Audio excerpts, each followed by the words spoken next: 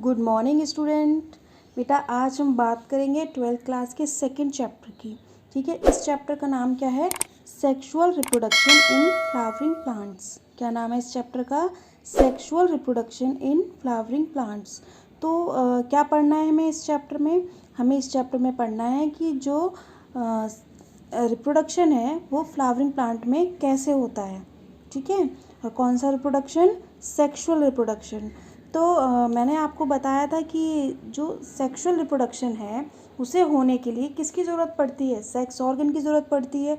तो sex organ ही participate करते हैं किसमें? सेक्सुअल रिप्रोडक्शन में। अब वो सेक्स ऑर्गन किस पार्ट में मिलते हैं प्लांट के? तो वो मिलते हैं आपके फ्लावर में। किस में मिलते हैं? फ्लावर में मिलते हैं। ठीक है, तभी तो जो है रिप्रोडक्शन पॉसिबल है। तो अब हम बात करें तो किस में मिलेंगे फ्लावर? जो एक कंप्लीट प्लांट होगा उसमें आपके क्या मिलेंगे? फ्लावर मिलेंगे। ठीक है, तो अब हम सबसे पहले फ्लावर का स्ट्रक्चर देखेंगे कि फ्लावर का स्ट्रक्चर कैसा होता है और उसमें क्या क्या चीज़ें प्रेजेंट होती हैं। ठीक है, तो देख लीजिए बच्चे, ये आपका पूरा एक क्या है? फ्लावर का स्ट्रक्चर है। क्या है ये? एक आपका कंप्लीट फ्लावर का स्ट्रक्चर है। तो मैं एक एक लाइन आपकी इसमें एक्सप्लेन करूँगी, ध्यान से सुनेंगे। देख लीजिए, जैसे अ flower is a shoot modify for reproduction, कि मतलब किसकी वजह से? फ्लावर की वजह से ही क्या पॉसिबल है? रिप्रोडक्शन। यानी कि रिप्रोडक्शन के लिए किस चीज़ की ज़रूरत होती है? फ्लावर की ज़रूरत होती है। और ये कैसा है? शूट मॉडिफाइड है। यानी कि इसका क्या मतलब है कि आप देखते हैं प्लांट्स जो होता है उसमें दो पार्ट्स होते हैं। ठीक है, एक कंप्लीट अगर हम प्लांट की बात करें तो ये क्या हो गया? स्टेम। ये क्या हो गया? रूट्स हो गई। ठीक है, और ये क्या हो गई? उसकी ब्रांचेस हो गई। और ये क्या हो गए? इसमें फ्लावर्स हो गए। ठीक है, क्या हो गए? फ्लावर्स हो गए। ये लीव्स हो गई। ठीक है, तो ये क्या है? रूट्स हैं। ये क्या है? स्टेम है। और ये क्या है? फ्लावर है। यानी कि एक कंप्लीट प्लांट है क्योंकि इसमें रूट भी है, स्टेम भी है, लीव्स भी है और आपके फ्लावर्स भी हैं। ठीक है, तो ये रूट वाला पार्ट है, इसको हम क्या बोल देते हैं? रूट सिस्टम बोल देते हैं। क्या बोल देते हैं? Root system. ठीक है, और जो आपका ये है यानी कि रूट से अपर वाला पार्ट है, इसको हम क्या बोलते हैं? कंप्लीटली शूट सिस्टम बोल देते हैं। क्या बोल देते हैं? Shoot system. तो अब आप देख रहे हैं कि जो फ्लावर आ रहा है वो किस में आ रहा है? शूट में आ रहा है। ठीक है, इसीलिए इसको क्या बोल दिया? शूट मॉडिफाइड बोल दिया। ठीक है, तो फ्लावर किस में ज़रूरत पड़ती है? हमें रिप्रोडक्शन में ज़रूरत पड़ती है फ्लावर्स की। ठीक है, अब देख लीजिए इसमें सेकेंड लाइन क्या कह रही है? सेकेंड लाइन कह रही है आपकी, हाँ, a flower bear the reproductive organ where gametes are produced. यानी कि फ्लावर्स में आपके क्या होते हैं? रिप्रोडक्टिव ऑर्गन होते हैं। ठीक है, जिनसे क्या बनते हैं? गैमीट बनते हैं। ठीक है, अब वो कौन कौन से होते हैं देख लीजिए। सबसे पहले हो गया आपका क्या? एंड्रोशियम। ठीक है, दूसरा क्या हो गया? गाइनोशियम। यानी कि एंड्रोशियम कैसा पार्ट है? मेल पार्ट है। कैसा पार्ट है? मेल। और गाइनोशियम कैसा पार्ट है? फीमेल पार्ट है। ठीक है, अब एंड्रोशियम में क्या आ जाते हैं आपके? एंड्रोशियम में आपके आते हैं स्टेमन। क्या आते हैं? स्टेमन। यानी कि अगर हम एंड्रोशियम की बात करें तो इस फ्लावर में हम देखें तो ये वाला जो पार्ट है ये क्या है? आपका मेल पार्ट है। यानी कि इसमें क्या है? एंथर है आपका। ठीक है, और क्या है? फिलामेंट है। ठीक है, क्या है? फिलामेंट। ठीक है, ये वाला जो स्ट्रक्चर है ये फिलामेंट है। ठीक है, इसी को कम्प्लीटली ही क्या बोल देते हैं हम? स्टेमन बोल देते हैं। ठीक है, क्या बोल देते हैं? स्टेमन। यानी कि स्टेमन किससे मिलकर बनता है?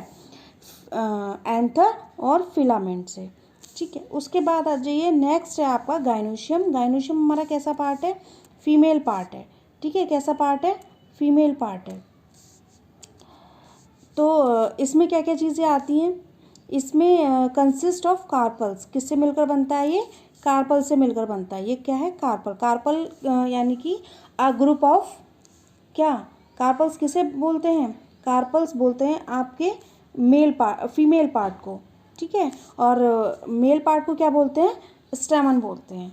ठीक है, याद रखेंगे। कार्पल को एक नाम और भी देते हैं जिसे हम बोलते हैं पिस्टिल। पिस्टिल भी आपका कैसा पार्ट है? ये है। ठीक है, जिसे क्या बोलते हैं? Female part. ठीक है, याद समझ आ गया? एंड्रोशियम और गाइनोशियम किसे बोलेंगे? ठीक है, अब हम बात करेंगे अलग अलग। और एक बार हम थोड़ा सा इसके स्ट्रक्चर की भी बात करें। फ्लावर्स में आप देख लीजिए जो कलरफुल पार्ट है यानी कि जो ये वाला पार्ट है इसे हम क्या बोलते हैं? पेटल्स। ठीक है, आपके जो फ्लावर होता है वो कम्प्लीटली कितने पार्ट से मिलकर बनता है? कम्प्लीटली फ्लावर जो बनता है 4 पार्ट से मिलकर बनता है। कितने? 4 पार्ट से। ठीक है, तो पहला कौन सा हो गया आपका, बात करें इसकी तो ये क्या होगा, पेटल्स नंबर 1। ठीक है, सेकंड की बात करें आपके जो ये है ग्रीन कलर का जो स्ट्रक्चर होता है जिसमें एक कली सी होती है, जब मतलब फ्लावर खिलता नहीं है तो उसे हम क्या बोलते हैं, सेपल बोलते हैं। क्या बोलते हैं? सेपल। ठीक है, 2 पार्ट हो गए। तीसरा आपका हो गया मेल रिप्रोडक्टिव पार्ट, यानी कि जिसे हम क्या बोलते हैं, स्टेमन। ठीक है, और मतलब यानी कि तीसरा पार्ट हो गया। ठीक है, और उसके बाद चौथा पार्ट कौन सा हो गया आपका, पिस्टिल, यानी कि फीमेल रिप्रोडक्टिव पार्ट। यानी कि 4 पार्ट से मिलकर आपका क्या बनता है, आपका फ्लावर बनता है। ठीक है, अब देख लीजिए, सबसे पहले हम बात करेंगे मेल रिप्रोडक्टिव पार्ट की। तो मेल रिप्रोडक्टिव पार्ट में क्या क्या चीज़ें आती हैं वो देखेंगे। ठीक है, तो देख लीजिए मेल रिप्रोडक्टिव पार्ट में क्या चीज़ें आती हैं। तो सबसे पहले आता है स्टेमन। मैंने अभी आपको बताया स्टेमन किस किस से मिलकर बनता है वो देख लीजिए। A stamen is the male reproductive part, मैंने अभी आपको बताया था। ठीक है, जो किसकी यूनिट है, एंजियोस्पर्म की यूनिट है। मैंने आपको बताया था कि जो एंजियोस्पर्म है यही क्या मिलता है इसमें, एक कंप्लीट प्लांट मिलता है, यानी कि रूट, स्टेम, लीव्स और आपका फ्रूट और फ्लावर्स। ठीक है, अब उसके बाद देख लीजिए कि जो ये स्टेमन है ये 2 पार्ट से मिलकर बनता है। कितने पार्ट से मिलकर बनता है, 2 पार्ट से। तो इसका कंप्लीट स्ट्रक्चर अभी नीचे भी देखेंगे, कुछ इस तरीके का होता है। ठीक है, तो अब देख लीजिए अ लॉन्ग सिलेंडर, जो ये लॉन्ग सिलेंडर है इसको हम क्या बोलते हैं, फिलामेंट बोलते हैं। क्या बोलते हैं, फिलामेंट। ठीक है, उसके बाद टर्मिनल बाइलोब्ड स्ट्रक्चर कॉल्ड, और जो बाइलोब्ड स्ट्रक्चर है यानी कि 2 लोब्ड हैं जिसमें, जिसे हम क्या बोलते हैं, एंथर बोलते हैं। ठीक है, यानी कि जो स्टेमन है वो 2 पार्ट से मिलकर बनता है, एक होता है फिलामेंट और एक होता है एंथर। ठीक है, जो कैसा होता है, बाइलोब्ड होता है। ठीक है, उसके बाद देख लीजिए the proximal end of the filament is attach to the thalamus और पेटल्स, यानी कि जो ये फिलामेंट है इसका ये वाला जो पार्ट है वो किससे अटैच होता है, पेटल से। पेटल कैसा पार्ट था आपका, कलरफुल जो पार्ट होता है उसे हम क्या बोलते हैं, पेटल्स बोलते हैं, जिनसे आपके जो इंसेक्ट वगैरह होते हैं यानी कि जी हनी बी वगैरह जो होती हैं वो अट्रैक्ट होती हैं इसी पार्ट के थ्रू। ठीक है, ये हो गया आपका क्या, स्टेमन। अब स्ट्रक्चर देख लेते हैं थोड़ा सा स्टेमन का कैसा होता है। मैंने अभी ओरली वैसे ही बताया बेसिक स्ट्रक्चर, बाकी आगे देखिए इसके स्ट्रक्चर में और क्या चीज़ें होती हैं। तो स्ट्रक्चर एंथर की बात करेंगे, एंथर के स्ट्रक्चर की। तो ये देखिए ये क्या है, एंथर है, ये क्या है, फिलामेंट है, जो भी मैंने आपको ऊपर बताया। उसके बाद देखिए टिपिकल एंथर इज बाइलोब्ड, कैसा है, बाइलोब्ड है, यानी कि 2 लोब्ड हैं इसमें, विथ 2 थीका, और क्या प्रेजेंट है इसमें, 2 थीका प्रेजेंट है। इनकी जो ये दोनों पार्ट्स हैं इनको हम क्या बोल देते हैं, थीका बोल देते हैं। ठीक है, ईच लोब डायथीकस, और जो ईच लोब है उसको हम क्या बोलेंगे, डाइथीकस बोलेंगे। और longitudinal groove separate the theca, और ये जो थीका होते हैं यानी कि ये जो लोब नहीं, ये इसको क्या करते हैं, अलग करते हैं। ठीक है, इन अ क्रॉस सेक्शन, अगर हम इसका क्रॉस सेक्शन करें यानी कि इसको कट कर दें, द एंथर इज टेट्रागोनल, तो ये कितने उसका हो जाएगा, टेट्रागोनल हो जाएगा। ये देखो आपको यहाँ पे दिखाई दे रहा होगा इस स्ट्रक्चर में। ठीक है, ये टेट्रागोनल है, एक ये वाला पार्ट है, कि ये वाला पार्ट है, कि ये है, एक ये है, तो ये कितने गोनल हो गए, 4 गोनल हो गए, इसलिए इसको हम क्या बोलते हैं, टेट्रागोनल स्ट्रक्चर बोलते हैं। ठीक है, उसके बाद देखिए कैसा होता है ये, 4 साइडेड, यानी कि टेट्रागोनल का क्या मतलब, 4 साइडेड, ये लिखा है। उसके बाद structure consist of a 4 microsporangia, और इसके स्ट्रक्चर में क्या प्रेजेंट होती हैं, 4 ही माइक्रोस्पोरेंजिया, 2 इन ईच लोब्स, यानी कि एक लोब में कितनी होती हैं, मतलब 2 होती हैं। ठीक है, ये ऐसे 4 लोब हो गए, इसमें 2 ये हो गई, 2 ये हो गई। ठीक है, इस तरीके से, तो ये जो होते हैं ये दोनों बाइलोब्ड कहलाते हैं। ठीक है, उसके बाद नेक्स्ट देख लीजिए आगे कि later the microsporangia develop into the pollen sac, यानी कि जो माइक्रोस्पोरेंजिया हैं ये किसका डेवलपमेंट करती हैं, ये डेवलपमेंट करती हैं माइक्रोस्पोरेंजिया का। दे extend all through the length of anther, जो कहाँ से, ये कहाँ मिलती हैं, हमारे इसमें मिलती हैं, यानी कि इस सैक में, कहाँ मिलती हैं ये, इसमें मिलती हैं, क्या, माइक्रोस्पोरेंजिया। ठीक है, जो पोलन सैक के अंदर होते हैं, यहाँ पर ही हमारे क्या रिलीज़ होते हैं, पोलन्स रिलीज़ होते हैं, जो मेल रिप्रोडक्टिव पार्ट है। ठीक है, उसके बाद देख लीजिए, when the anther is young the microsporangia contains, यानी कि जब आपका एंथर कैसा हो जाता है, यंग हो जाता है, यानी कि मैच्योर हो जाता है, यानी कि रिप्रोडक्शन करने के कैपेबल हो जाता है, तो उसमें क्या मिलते हैं हमें, microsporangium compactly arrange the homogenous cells, और जो कहाँ पर अरेंज्ड होते हैं, होमोजेनस सेल में, फॉर्मिंग द स्पोरोजेनस टिश्यू, जो कहाँ पर बनते हैं, स्पोरोजेनस टिश्यू में बनते हैं। ठीक है, ये देख लीजिए, ये थोड़ा सा स्ट्रक्चर भी देख लीजिए। हाँ, कि ये क्या है, पोलन सैक है, ये क्या है, पोलन सैक है।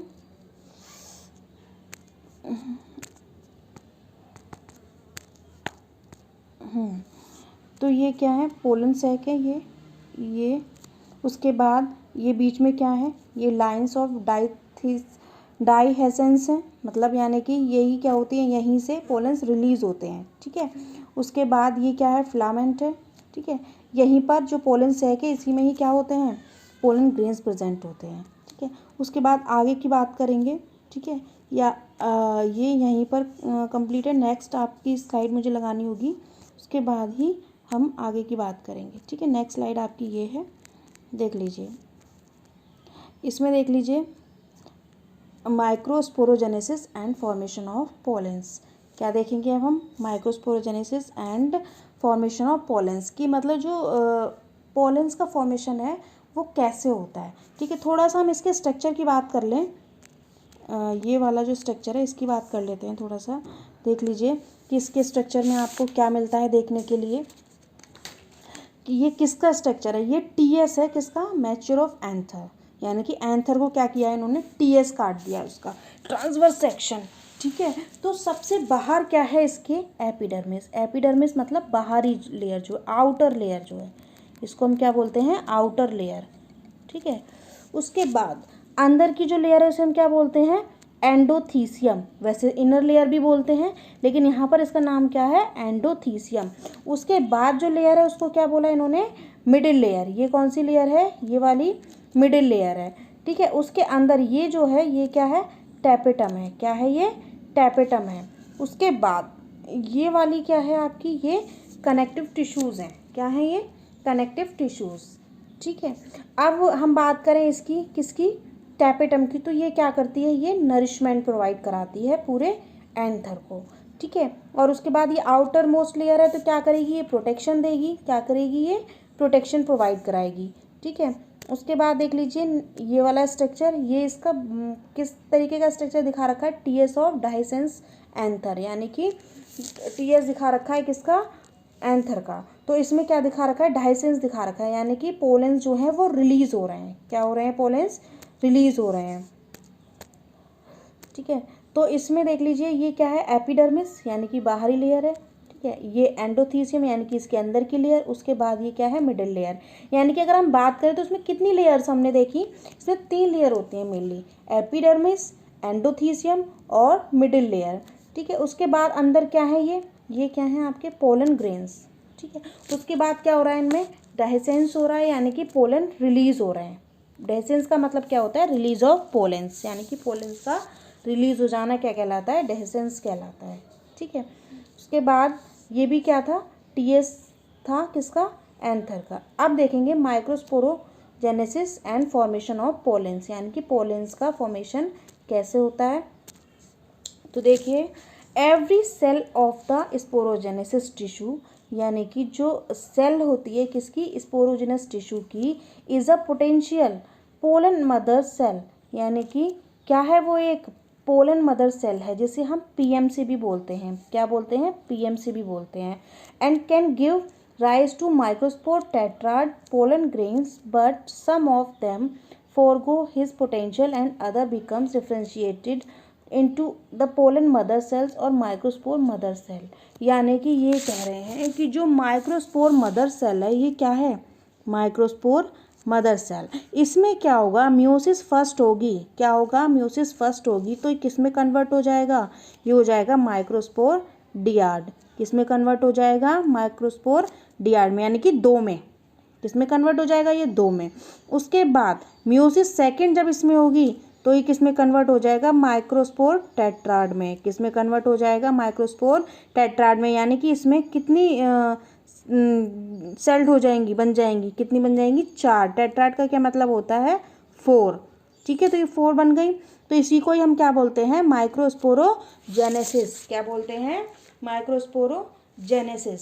ठीक है, इस तरीके से क्या होता है, माइक्रोस्पोरोजेनेसिस होती है। उसके बाद ठीक है, नेक्स्ट ये यहीं पर कंप्लीट करती हूँ मैं। नेक्स्ट यही इसमें दिया हुआ है, चाहे तो हम इसकी एक लाइन और पढ़ लेते हैं, ये वाली नेक्स्ट लाइन जो है कि each microspore mother cell undergoes meiosis to form a cluster of you haploid cells called microspore tetrad. जो भी मैंने आपको बताया कि वो किस में चेंज हो जाती है, माइक्रोस्पोर टेट्राड में। पहले किस में होगी, डियोड में। लेकिन याद रखेंगे किसकी वजह से, मियोसिस फर्स्ट जब होगी। ठीक है, जो एमएमसी थी वो किस में चेंज हो गई, इसको क्या बोला, एमएमसी, यानी कि माइक्रोस्पोर मदर सेल। ये किस में चेंज हुई, मियोसिस फर्स्ट के बाद माइक्रोस्पोर डियाड में। उसके बाद जब मियोसिस सेकंड हुई तो किस में चेंज हो गई, ये माइक्रोस्पोर टेट्राड में, यानी कि 4 बन गई इसमें। ठीक है, उसके बाद अब बात करेंगे नेक्स्ट की। नेक्स्ट स्लाइड देखेंगे। हाँ, देख लीजिए कि ये क्या है, ये आपकी क्या है, माइक्रोस्पोर है। क्या है, ये एक माइक्रोस्पोर है। उसके बाद इसमें क्या हो रहा है, इसमें क्या हो रहा है, एनलार्ज माइक्रोस्पोर। जो माइक्रोस्पोर थी वो कैसी हो गई, बड़ी हो गई, एनलार्ज हो गई। आप देख रहे हैं ये छोटे साइज में, ये कैसी होगी, बड़े साइज में है। इसमें क्या क्या चीज़ें प्रेजेंट है, साइटोप्लाज्म है, क्योंकि सेल है तो साइटोप्लाज्म होगा। और क्या चीज़ है, न्यूक्लियस है। ठीक है, जो जेनेटिक मटेरियल कंडक्ट करती है। ठीक है, उसके बाद क्या है, इसके पास वैक्यूल्स है जिसमें फूड स्टोर होता है। ठीक है, उसके बाद इसमें क्या होगा, ये डिवाइड होगी और क्या बना रहेगी, ये माइक्रोस्पोर। ठीक है, माइक्रोस्पोर क्या हो गई, अब ये डिवाइड हो गई। और ये किस में डिवाइड हो जाती है, ये 2 में डिवाइड हो जाती है।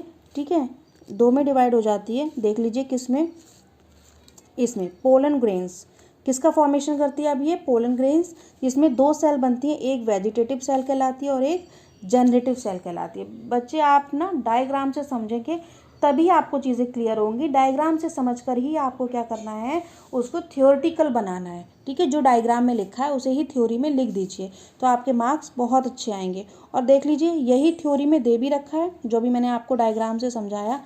मैं एक लाइन पढ़ देती हूँ तो आपको और क्लियर हो जाएगा।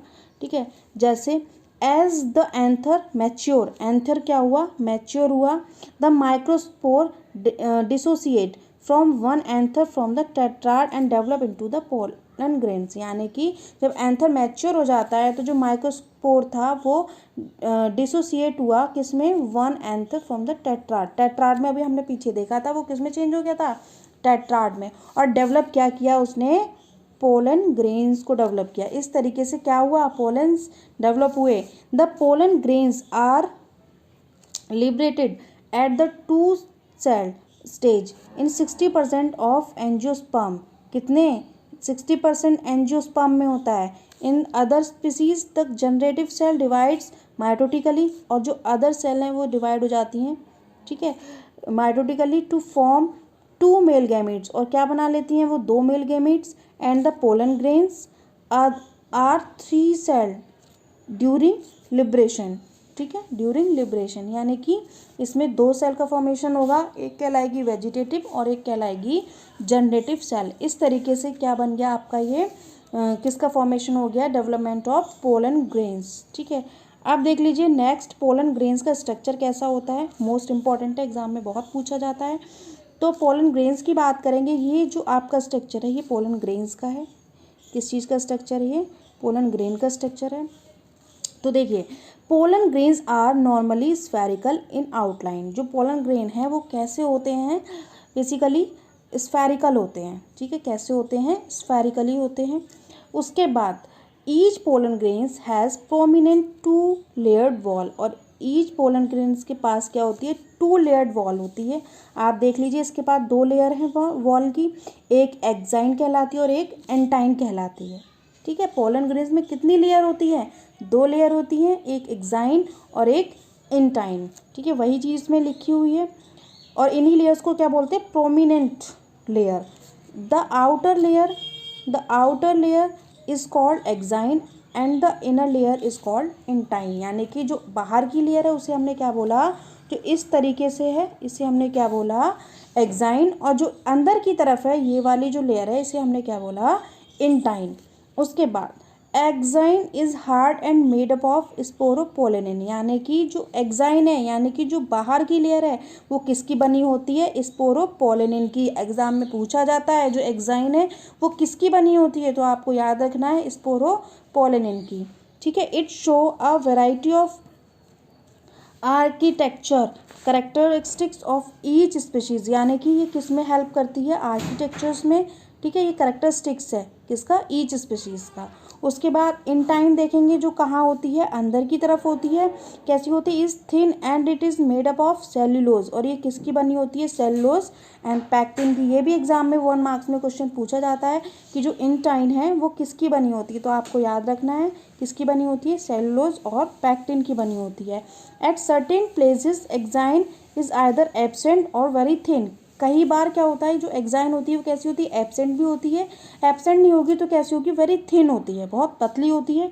And such species are called jump pore, और ऐसी जगह इनको क्या बोलते हैं, जम्प पोर के नाम से जानते हैं, ठीक है। उसके बाद थोड़ा सा और देख लीजिए, अब mature pollen grains has 2 cell, mature pollen grains has 2 cells, a vegetative cell and generative cell. अभी मैंने आपको बताया था कि जो मैच्योर पोलन है इसमें 2 तरीके की सेल होती हैं, एक क्या कहलाती है, वेजिटेटिव सेल, और दूसरी क्या कहलाती है, जनरेटिव सेल। इस तरीके का मैंने आपको डायग्राम बना देती हूँ मैं, कैसा डायग्राम था, इस तरीके का डायग्राम था, ठीक है।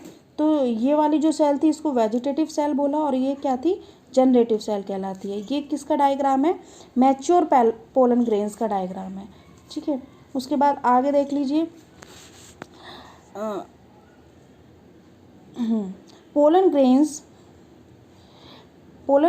ऑफ मैनी स्पीसीज जैसे पैथेनियम कॉज सर्वस एलर्जी, यानी कि कुछ ऐसी स्पीसीज होती हैं पोलन ग्रेन्स की जो क्या करती हैं, एलर्जी कॉज कर देती हैं, ठीक है। ब्रोंकियल अफेक्शंस कर देती हैं, यानी कि मतलब अस्थमा जैसी डिजीज़ भी कॉज कर देते हैं, ठीक है, कुछ क्या, पोलन ग्रेन्स।